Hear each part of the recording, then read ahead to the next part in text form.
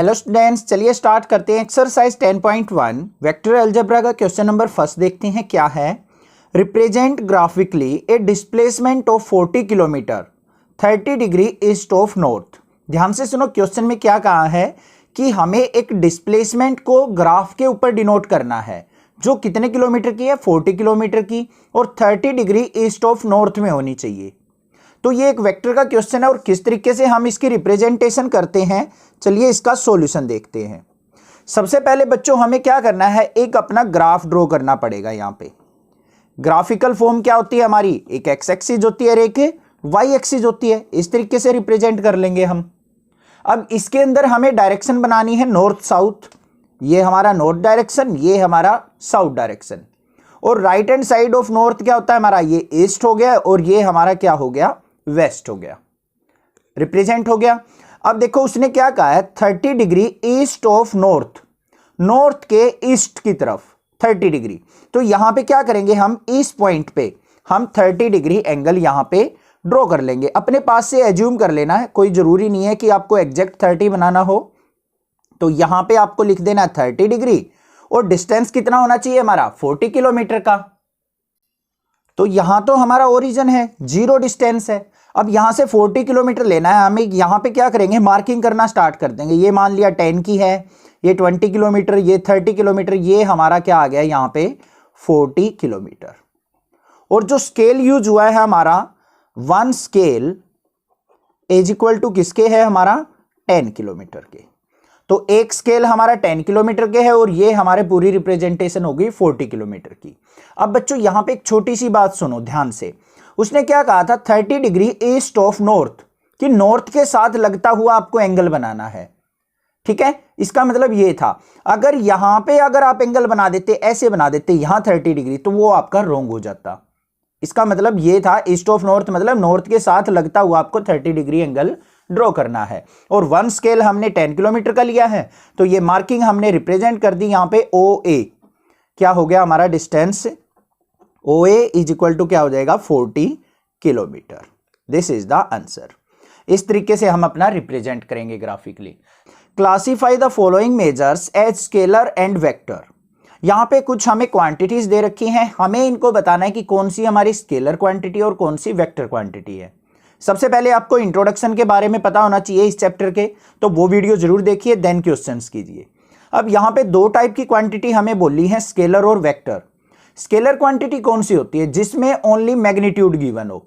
Magnitude का मतलब क्या होता है, वैल्यू। जैसे कोई मेजरमेंट होती है, 10 किलोमीटर हो गया या फिर 10 किलोग्राम हो गया, तो ये जो 10 होता है ना, जो न्यूमेरिकल वैल्यू होती है, वो हमारा मैग्नीट्यूड कहलाता है। तो जिस क्वांटिटी के अंदर ओनली मैग्नीट्यूड होगा उसको हम स्केलर क्वांटिटी कहेंगे, और जिस क्वांटिटी के अंदर मैग्नीट्यूड प्लस डायरेक्शन का रोल होगा, डायरेक्शन भी गिवन होगी, उसको हम वेक्टर क्वांटिटी बोलेंगे। ठीक है, तो चलिए देखते हैं बारी बारी से। सबसे पहले देखते हैं फर्स्ट क्या दे रखा है हमें, 10 किलोग्राम। 10 किलोग्राम क्या है हमारा, वेट है। यहां पे यूनिट से पता लग जाएगा हमें। और वेट हमारी क्या होती है, स्केलर क्वांटिटी होती है, क्योंकि इसके अंदर कोई भी डायरेक्शन का रोल नहीं होता है। नॉर्थ डायरेक्शन की तरफ करके वेट मेजर कर लो, साउथ में कर लो, ईस्ट में कर लो, वेस्ट में कर लो, वेट तो हमारा 10 किलोग्राम ही रहने वाला है। ठीक है, सेकंड चलते हैं। सेकंड वाले में क्या कहा है, ध्यान से देखो, 2 मीटर्स नॉर्थ वेस्ट। डिस्टेंस क्या कहा है बच्चों, उसने 2 मीटर नॉर्थ वेस्ट, कि 2 मीटर डिस्टेंस होना चाहिए और नॉर्थ वेस्ट की तरफ होना चाहिए। अगर मैं साउथ वेस्ट ले लूं तो उसका कोई भी यहां पे मेथड नहीं होगा डिस्टेंस का। हमें बस ओनली नॉर्थ वेस्ट डायरेक्शन में ही डिस्टेंस देखना, वो भी 2 मीटर। तो यहां पे मैग्नीट्यूड भी हो गया और डायरेक्शन भी हो गई। तो हमारे सेकंड वाली क्या हो गई यहां पे, 2 मीटर नॉर्थ वेस्ट, ये हमारी वेक्टर क्वांटिटी हो गई। आपको आइडेंटिफाई करना आना चाहिए, इसलिए मैं थोड़ा अच्छे से बता रहा हूं। थर्ड पार्ट पे चलते हैं। थर्ड पार्ट में क्या दे रखा है हमें, यहां पे 40 डिग्री एंगल दे रखा है। किसी के साथ नहीं बताया है उसने कि एक्स एक्सिस के साथ बनाना है, वाई के साथ बनाना है। कैसे भी हो सकता है भाई 40 डिग्री एंगल, ये ऐसे भी 40 डिग्री हो सकता है हमारा, और आप नीचे की तरफ भी 40 डिग्री बना सकते हो। इस एक्सिस के साथ भी यहां पे 40 डिग्री बना सकते हो, कहीं भी बना सकते हो। तो हम इस एंगल को क्या लेके चलेंगे, ये स्केलर क्वांटिटी है, कोई डायरेक्शन का रोल यहां पे नहीं है। नेक्स्ट देखते हैं फोर्थ पार्ट, क्या दे रखा है, 40 वॉट पावर दे रखी है। पावर क्या होती है हमारी? Scalar quantity. फिजिक्स में आपने पढ़ा है, तो ये भी क्या हो जाएगी हमारी? Scalar quantity. मैंने बार बार बता रहा हूं, फिजिक्स और मैथ आपस में इंटर रिलेट करते हैं। फिजिक्स के अंदर मैथ का यूज, मैथ के अंदर फिजिक्स का यूज आपको देखने को मिलेगा। नेक्स्ट चलते हैं 10 की -19 कूलम। मेरे से पहले बता दो ये किस चीज की यूनिट है? 10 की -19 कूलम। क्लास 12th वाले पहले ही चैप्टर में फिजिक्स में पढ़ा होगा, चार्ज की यूनिट। चार्ज जो होता है हमारा स्केलर क्वांटिटी होता है। ऐसा नहीं है कि नॉर्थ पे रख रखा है हमने, इस डायरेक्शन में साउथ में रख दिया तो वो अलग चार्ज हो जाएगा, नॉर्थ में रखा है तो अलग हो गया, और ईस्ट वेस्ट में है तो अलग हो गया। ऐसा कुछ नहीं होता है, चार्ज तो हमारा फिक्स रहता है। तो ये हमारी क्या है कि स्केलर क्वांटिटी। नेक्स्ट बात करते हैं 20 मीटर पर सेकेंड। सिक्स्थ क्या दे रखा है बच्चों हमें? 20 मीटर पर सेकेंड स्क्वायर दे रखा है। ये यहां पे मिसप्रिंट है, बुक में पर सेकेंड स्क्वायर है। तो यहां पे देखो 20 मीटर पर सेकेंड स्क्वायर का मतलब क्या है? ये किसकी यूनिट है हमारी? एक्सेलरेशन की। ठीक है, तो एक्सेलरेशन हमारा क्या होता है? Vector quantity. तो 20 मीटर पर सेकेंड स्क्वायर भी क्या हो जाएगी हमारी? वेक्टर क्वांटिटी हो जाएगी। डिस्प्लेसमेंट गिवन होती, वो भी वेक्टर क्वांटिटी हो जाती। तो इस तरीके से हम आइडेंटिफाई कर लेंगे। Classify the following as scalar and vector quantities. यहां पे हमें क्वेश्चन नंबर 2 की तरह ही क्या दे रखी है? कुछ क्वांटिटीज गिवन है, इनको हमें स्केलर और वेक्टर फॉर्म में बताना है कि कौन सी क्वांटिटी हमारी स्केलर क्वांटिटी है और कौन सी क्वांटिटी हमारी वेक्टर क्वांटिटी है। स्केलर क्वांटिटी क्या होती है बच्चों? जिसमें ओनली मैग्नीट्यूड गिवन हो। मैग्नीट्यूड मतलब न्यूमेरिकल वैल्यू, कोई मेजरमेंट गिवन हो किसी चीज की। और वेक्टर क्वांटिटी क्या होती है? जिसमें मैग्नीट्यूड प्लस में डायरेक्शन दोनों का रोल हो, उस क्वांटिटी को हम वेक्टर क्वांटिटी कहते हैं। अब चलिए देखते हैं यहां पे सबसे पहले हमारे पास क्वांटिटी क्या है? Time period. Time period. अब टाइम पीरियड क्या क्वांटिटी होती है हमारी? टाइम का रोल कोई भी डायरेक्शन से नहीं होता, ओनली मैग्नीट्यूड होता है। तो इस क्वांटिटी को हम क्या कहेंगे? अपनी यहां पे स्केलर क्वांटिटी बोल लेंगे। समझ में आ गया इजिली? Second, distance.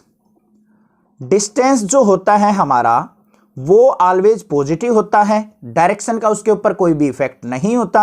तो ये हमारा क्या हो गया? Scalar quantity. फिजिक्स के अंदर पढ़ी हुई है ये टर्म्स आपने, उनको रिलेट करके आप यहां पे स्केलर और वेक्टर क्वांटिटी लिख सकते हैं, क्योंकि यहां पे कोई रीजन नहीं पूछा आपसे कि आप इनका रीजन बताइए कि ये स्केलर है ये वेक्टर क्यों है। ठीक है, और नेक्स्ट जो है हमारी थर्ड, फोर्स। फोर्स को जल्दी सोचो क्या होता है? फोर्स इज इक्वल टू क्या होता है? जल्दी बताओ। डिस्प्लेसमेंट इनटू टाइम होता है, और डिस्प्लेसमेंट क्या होती है? Vector quantity. तो फोर्स भी हमारी क्या हो गई? Vector quantity. नेक्स्ट बात करेंगे वेलोसिटी की। वेलोसिटी किसके इक्वल होती है हमारी? वेलोसिटी होती है डिस्प्लेसमेंट अपॉन टाइम, और डिस्प्लेसमेंट क्या है? Vector quantity. डिस्प्लेसमेंट वेक्टर आ गई तो वेलोसिटी भी क्या हो जाएगी हमारी? वेक्टर क्वांटिटी हो जाएगी। अब अगर मान लो यहां पे बच्चों स्पीड दे रखा होता, तो स्पीड क्या होती है हमारी? स्केलर क्वांटिटी, क्योंकि स्पीड इज इक्वल टू क्या होती है? डिस्टेंस अपॉन टाइम होती है, और डिस्टेंस हमारा स्केलर, टाइम भी हमारा स्केलर, तो हमारा स्पीड जो होगा वो भी स्केलर क्वांटिटी हो जाएगा। समझ में आ गई बात? नेक्स्ट देखते हैं वर्क डन। वर्क डन हमारा क्या होता है? वर्क डन किसके इक्वल होता है हमारा? वर्क डन भी हमारा क्या होगा? स्केलर क्वांटिटी के अंदर आएगा। ठीक है, कि हमें कोई भी काम करना है उस पर डायरेक्शन का कोई इफेक्ट नहीं है, तो वर्क डन भी हमारा किसके अंदर काउंट होगा? स्केलर क्वांटिटी के अंदर। In the given figure A square identify the following vectors. हमें क्या है? यहां पे कुछ वेक्टर्स दे रखे हैं, ए vector, B vector, C vector और डी वेक्टर। इनको हमने बताना है कोइनिशियल वेक्टर कौन से हैं, इक्वल वेक्टर कौन से हैं, कोलिनियर बट नॉट इक्वल कौन से हैं। अब इनका एग्जैक्ट मीनिंग आपको पता होना चाहिए। एनसीईआरटी बुक में आपको स्टार्टिंग में ही दे रखे हैं इनकी अलग अलग डेफिनेशन, बाकी मैंने वीडियो में भी समझाया हुआ है क्लास 11th की फिजिक्स में। तो यहां पे सबसे पहले मैं यहां पे भी क्लियर करता हूं आपको, को इनिशियल वेक्टर होते कौन से हैं बच्चों? जो वेक्टर जिनका स्टार्टिंग पॉइंट सेम हो। क्या हो? मान लो ये एक पॉइंट है, यहां से एक वेक्टर ये निकल रहा है, मान लिया ए वेक्टर, इसी पॉइंट से मान लो एक वेक्टर बी निकल रहा है, तो ये ए और बी क्या कहलाएंगे? हमारे को इनिशियल वेक्टर कहलाएंगे, जिनका स्टार्टिंग पॉइंट क्या हो? सेम हो। अब इस वेक्टर में, इस फिगर के अंदर आप ये ढूंढिए कि कौन सी हमारे टू वेक्टर्स को इनिशियल है। अब ध्यान से देखो बच्चों, यहां पे ये पॉइंट है, इससे हमारा एक ए वेक्टर निकला हुआ है, इससे हमारा एक वेक्टर डी निकला हुआ है, तो ये दोनों वेक्टर क्या हो गए? हमारे को इनिशियल वेक्टर हो गए। कोई और दूसरे भी देखते हैं। यहां पे देखो, इस पॉइंट पे आ जाओ, इस पॉइंट पे ये वेक्टर तो आके मिल रहा है, इसका टॉप है ये, और इस वेक्टर का बी वेक्टर का ये एंड स्टार्टिंग पॉइंट है, तो ये तो हमारे एक पॉइंट से स्टार्ट नहीं हो रहे, ठीक है। तो ए और बी हमारे को इनिशियल नहीं होंगे, ये और ये भी को इनिशियल नहीं होंगे, डी और सी इस पॉइंट पे आके एंड हो रहे हैं ना कि स्टार्ट हो रहे हैं, तो हमारा ए और डी क्या हो गया, को इनिशियल वेक्टर। तो फर्स्ट के अंदर क्या लिखेंगे हम, ए एंड डी आर को इनिशियल।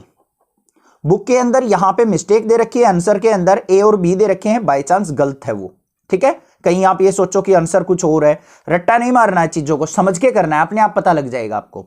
सेकंड पार्ट में देखो बच्चों क्या दे रखा है हमें, इक्वल वेक्टर। इक्वल वेक्टर कौन से होते हैं, जिनकी वैल्यू और साथ में उनकी डायरेक्शन सेम हो, उनको हम क्या कहते हैं, इक्वल वेक्टर।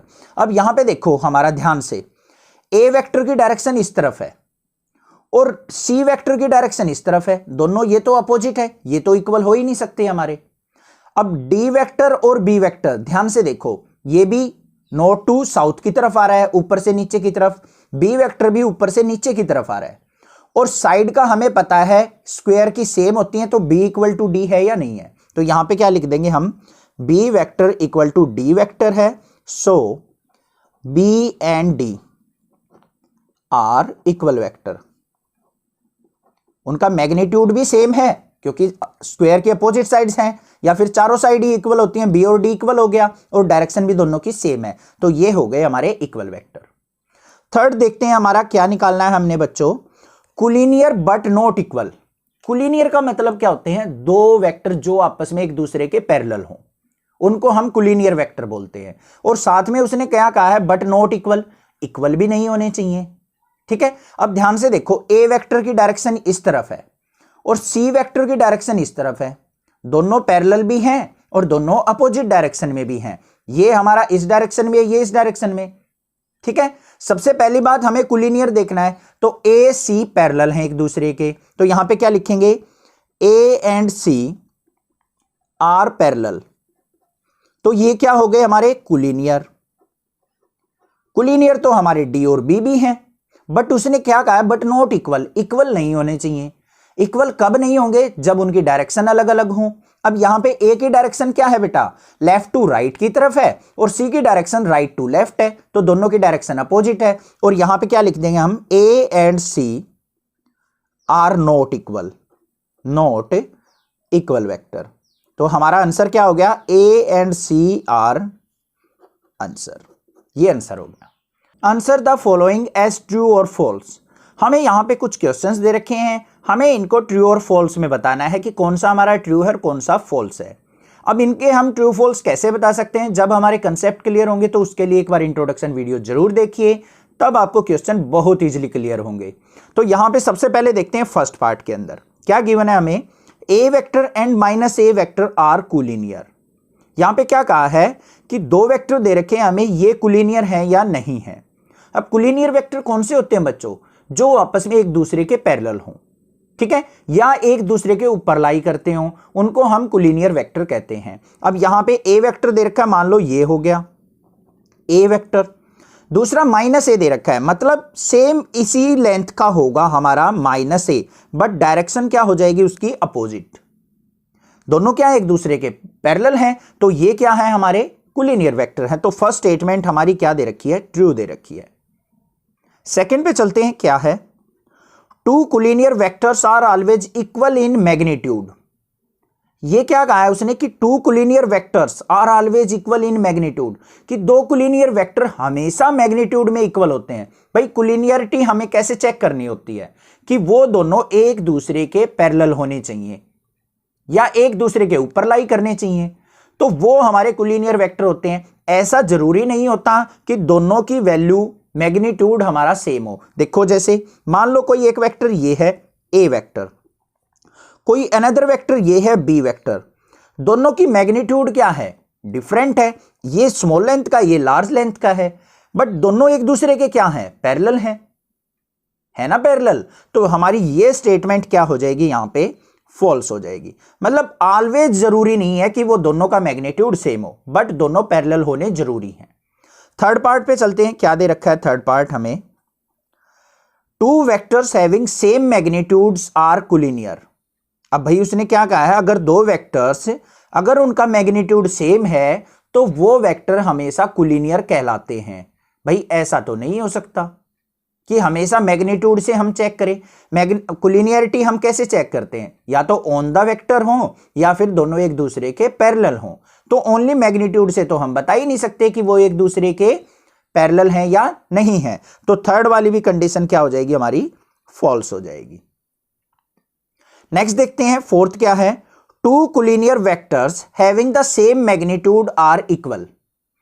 अगर दो कोलिनियर वेक्टर सेम मैग्नीट्यूड के हैं तो क्या हम उनको इक्वल वेक्टर कह सकते हैं? भाई फोर्थ कंडीशन भी क्या हो जाएगी हमारी, फॉल्स। क्यों हो जाएगी, ध्यान से देखो। अगर दो वेक्टर है, मान लो एक वेक्टर ये है ए वेक्टर और एक दूसरा वेक्टर ये है मान लो माइनस ए, जैसे हमारा फर्स्ट वाले में था। अब दोनों के दोनों क्या है, कोलिनियर तो हैं बट इक्वल वेक्टर नहीं होंगे। इक्वल वेक्टर में क्या होना जरूरी होता है बच्चों, मैग्नीट्यूड भी सेम होना चाहिए, डायरेक्शन भी सेम होनी चाहिए। अब इनकी तो डायरेक्शन दोनों की अपोजिट है, तो ये कंडीशन भी हमारी फोर्थ वाली क्या हो जाएगी, यहां पे फॉल्स हो जाएगी। अब मैं आपको एक बार कोलिनियर वेक्टर की डेफिनेशन दिखाता हूं। यहां पे देखो कोलिनियर वेक्टर क्या गिवन है, टू और more vectors are said to be collinear if they are parallel to the same line. अगर वो किसी एक लाइन के पैरेलल हैं या दोनों आपस में पैरेलल हैं तो उनको हम कोलिनियर वेक्टर कहेंगे। साथ में एक कंडीशन दे रखी है, irrespective of their magnitudes and direction. Magnitude और डायरेक्शन का रोल नहीं होता कोलिनियरिटी चेक करने में। बट इक्वल वेक्टर जब होते हैं हमारे, क्या होते हैं, two vectors A and B are said to be equal if they have the same magnitude and direction. Magnitude और डायरेक्शन अगर सेम होगी तो हम इक्वल वेक्टर कहेंगे। अगर दो वेक्टर पैरेलल हैं एक दूसरे के तो उनको हम कोलिनियर कहेंगे। कोलिनियरिटी के टाइम पे हमें मैग्नीट्यूड और डायरेक्शन का कोई रोल नहीं होता। समझ में आ गया? आप इजीली क्लियर हो गए होंगे आपको ट्रू फॉल्स। कोई भी दिक्कत लगे स्क्रीनशॉट आप मुझे शेयर करके पूछ सकते हैं। अदरवाइज चैनल को सब्सक्राइब कीजिए, लाइक कीजिए और शेयर कीजिए। Thank you students for watching next classes video.